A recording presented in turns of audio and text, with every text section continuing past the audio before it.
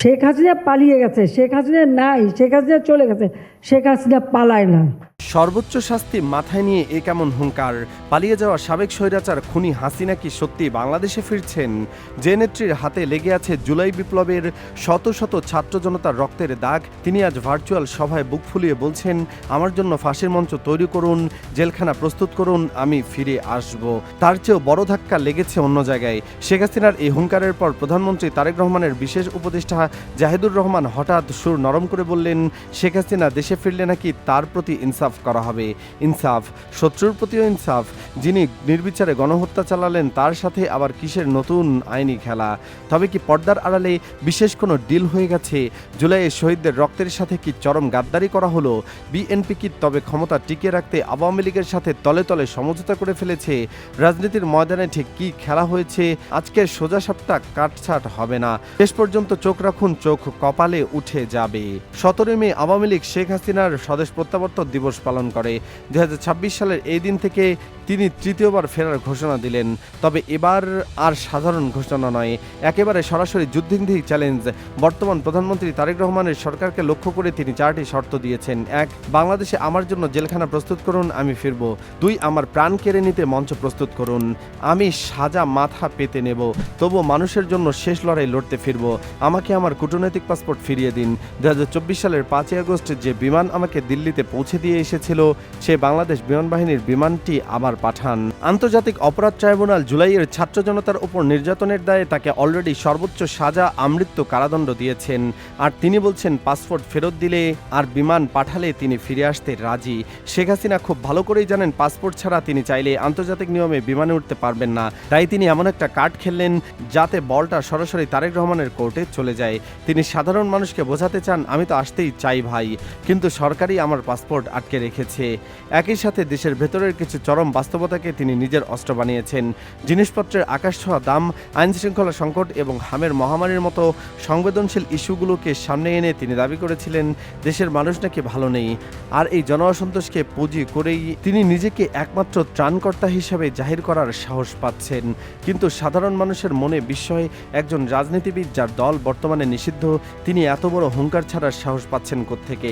বিশ্লেষকরা বলছেন এর পেছনে কাজ করছে 3টি বড় ফ্যাক্টর। প্রথম ফ্যাক্টর হচ্ছে দিল্লির প্রকাশ্য ও অপ্রকাশ্য আশকারা। বিএনপি ক্ষমতায় আসার পর ভারতের মোদির সরকার বাংলাদেশের সঙ্গে সম্পর্কের নতুন ইনিংস শুরু করেছে। গত মাসে বাংলাদেশের পররাষ্ট্রমন্ত্রী খলিলুর রহমান নতুন দিল্লিতে গিয়ে শেখ হাসিনার প্রত্যর্পণের আনুষ্ঠানিক দাবি জানিয়েছেন। কিন্তু ভারত সরকার স্রেফ চুপ থেকেছে। আন্তর্জাতিক নিয়মের দোহাই দিয়ে তারা দেখাচ্ছে বাংলাদেশে শেখ হাসিনার জীবনের ঝুঁকি আছে। দিল্লির এই অভয় বাণী তাকে প্রতিদিন হুঙ্কার ছাড়ার সাহস দিচ্ছে। দ্বিতীয় ফ্যাক্টর হিসেবে কাজ করছে বর্তমান সরকারের অভ্যন্তরীণ দুর্বলতা। নতুন সরকার এখনও পুরোপুরি সবকিছু গুছিয়ে উঠতে পারেনি। জিনিসপত্রের দাম ও আইন শৃঙ্খলা নিয়ে মানুষের মধ্যে যে হাহাকার তৈরি হয়েছে, শেখ হাসিনা ঠিক এই দুর্বল জায়গাতেই আঘাত করেছেন। শেখ হাসিনা নিজেই বলেছেন, কোটি কোটি আওয়ামী লীগ সমর্থক এখনও দেশেই আছেন।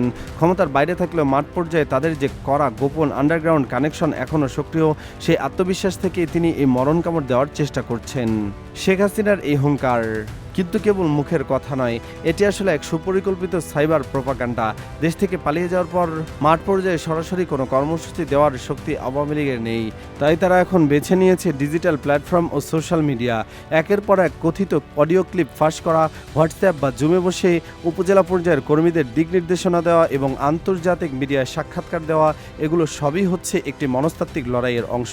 এর মূল উদ্দেশ্য হলো দেশের সাধারণ মানুষ এবং বর্তমান প্রশাসনের মধ্যে এক ধরনের আতঙ্ক ও বিভ্রান্তি তৈরি করা। একই সাথে মাঠের হতাশ কর্মীদের মনে এই বিশ্বাস ঢুকিয়ে দেওয়া যে তাদের নেত্রী এখনও ফুরিয়ে যাননি এবং যে কোনো মুহূর্তে তিনি কামব্যাক করতে পারেন। এই ডিজিটাল যুদ্ধের কাউন্টার স্ট্র্যাটেজি বর্তমান সরকারের কাছে কতটা প্রস্তুত তা নিয়ে এখন বড় প্রশ্ন দেখা দিয়েছে। কিন্তু এই নাটকের সবচেয়ে ভয়ঙ্কর টুইস্টটা অন্য জায়গায়। শেখ হাসিনার চ্যালেঞ্জের জবাবে সরকারের তথ্য ও সম্প্রচার উপদেষ্টা জাহিদুর রহমান বলেছেন, শেখ হাসিনা বাংলাদেশে ফিরলে তাকে কোনো এক্সট্রা জুডিশিয়াল বা বিচার বহির্ভূত কিছু করা হবে না। পরবর্তী বাংলাদেশের প্রধান উদ্দেশ্য নাকি ইনসাফ, এমনকি শত্রুর প্রতিও ইনসাফ করা হবে। তিনি ব্যাখ্যা দিয়েছেন, হাসিনার বিচার ট্রাইব্যুনালে হয়েছে, কিন্তু তিনি দেশে ফিরলে ওনাকে আবার ডিফেন্স করার বা উচ্চ আদালতে আপিল করার সুযোগ দেওয়া হবে। টেকনিক্যালি যদি তিনি মৃত্যুদণ্ড থেকে মুক্তি পান তবে সরকার সেটাই মেনে নেবে। কিন্তু গণঅভ্যুত্থানে যারা নিজেদের বুক ঝাঁঝরা করে দিল, যে মায়েরা সন্তান হারালো, তাদের সাথে ইনসাফ করবে কে? শেখ হাসিনা কি জুলাই মাসে কোনো ছাত্রকে আত্মপক্ষ সমর্থনের সুযোগ দিয়েছিলেন? আবু সাইদ বা মুক্তকে কি ডিফেন্স করার সুযোগ দিয়েছিলেন? তাহলে আজ কেন সেই স্বৈরাচারকে দেশে ফিরিয়ে এনে জামাই আদরে আইনি লড়াইয়ের সুযোগ দেওয়ার কথা বলা হচ্ছে? কেন সরকারের উপদেষ্টাদের গলায় এত ইনসাফের বলি?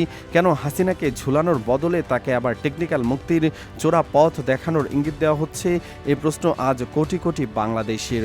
রাজনৈতিক মহলে এখন একটাই গুঞ্জন, তাহলে কি বিএনপি আর আওয়ামী লীগের মধ্যে তলে তলে কোনো গোপন আন্ডারগ্রাউন্ড ডিল হয়ে গেছে?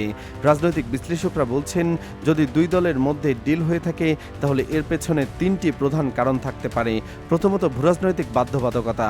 ভারত সরকার স্পষ্ট জানিয়ে দিয়েছে, বাংলাদেশে স্থিতিশীলতা চাইলে আওয়ামী লীগকে একবারে মাইনাস করা যাবে না। দিল্লিকে খুশি রাখতে এবং দ্বিপাক্ষিক সম্পর্ক বজায় রাখতেই হয়তো বিএনপির এই নরম সুর। দ্বিতীয়ত, সংঘাতের ভয়। শেখ হাসিনাকে সরাসরি জেলে পোড়া হলে আওয়ামী লীগের নীরব কর্মীরা দেশজুড়ে গৃহযুদ্ধের মতো পরিস্থিতি তৈরি করতে পারে। বিএনপি হয়তো এই মুহূর্তে কোনো বড় ধরনের রক্তক্ষয়ী সংঘাত চাচ্ছে না। তৃতীয় কারণটি হচ্ছে পলিটিক্যাল ব্যালেন্স। বিএনপি হয়তো ভাবছে আওয়ামী লীগকে পুরোপুরি ধ্বংস করে দিলে মাঠে জামায়াতে ইসলামী বা অন্যান্য দলগুলো অনেক বেশি শক্তিশালী হয়ে উঠতে পারে, যা ভবিষ্যতে বিএনপির একক ক্ষমতার প্রতি বড় হুমকি। তাই ক্ষমতার ভারসাম্য বজায় রাখতে আওয়ামী লীগকে আইনি মারপ্যাচে বাঁচিয়ে রাখার একটা মাস্টার প্ল্যান তৈরি করা হতে পারে। তবে একটা বিষয় স্পষ্ট, জুলাই বিপ্লবের পর যে জাতীয় ঐক্য গড়ে উঠেছিল, শেখ হাসিনা এই প্রত্যাবর্তন নাটকে সেখানে বড় ধরনের ফাটল স্পষ্ট হয়ে উঠেছে। স্বৈরাচার আওয়ামী লীগ এবং শেখ হাসিনার বিচারের ইস্যুতে রাজনৈতিক দলগুলোর অবস্থান এখন সম্পূর্ণ ভিন্ন।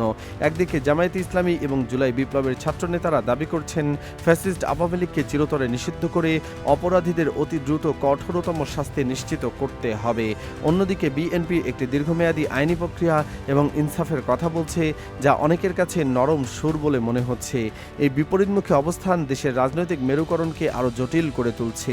শেখ হাসিনাকে কেন্দ্র করে প্রধান দলগুলোর ভেতরেই এই মতভেদ এবং জাতীয় ঐক্যের ফাটল শেষ পর্যন্ত পতিত স্বৈরাচারকে পুনর্বাসিত হওয়ার সুযোগ করে দেবে বলেই মনে করছেন রাজনৈতিক বিশ্লেষকরা। 17 বছরের পুরনো দুঃশাসন আবার ফিরে আসবে, এই আশঙ্কাই এখন সবচেয়ে বড় হয়ে দেখা দিয়েছে। প্রিয় দর্শক, শেখ হাসিনার এই হুঙ্কার স্রেফ ফাঁকা আওয়াজ নয়, এটি একটি কথিত সুপরিকল্পিত রাজনৈতিক চাল। আর তার জবাবে সরকারের ইনসাফ তত্ত্ব কোনো সাধারণ আইনি কথা নয়, এটি একটি গভীর সমঝোতার ইঙ্গিত। কিন্তু তারেক রহমান এবং বর্তমান সরকারকে মনে রাখতে হবে, তাদের এই ক্ষমতা অর্জিত হয়েছে জুলাইয়ের উত্তাল দিনগুলোর হাজারো ছাত্র জনতার বুকের তাজা রক্তের বিনিময়ে। যদি কোনো গোপন সমঝোতার মাধ্যমে ফ্যাসিস্ট হাসিনাকে বাঁচানোর চেষ্টা করা হয়, তবে এই দেশের ছাত্র জনতা আবার রাজপথে নেমে আসবে। আপনার কি মনে হয়?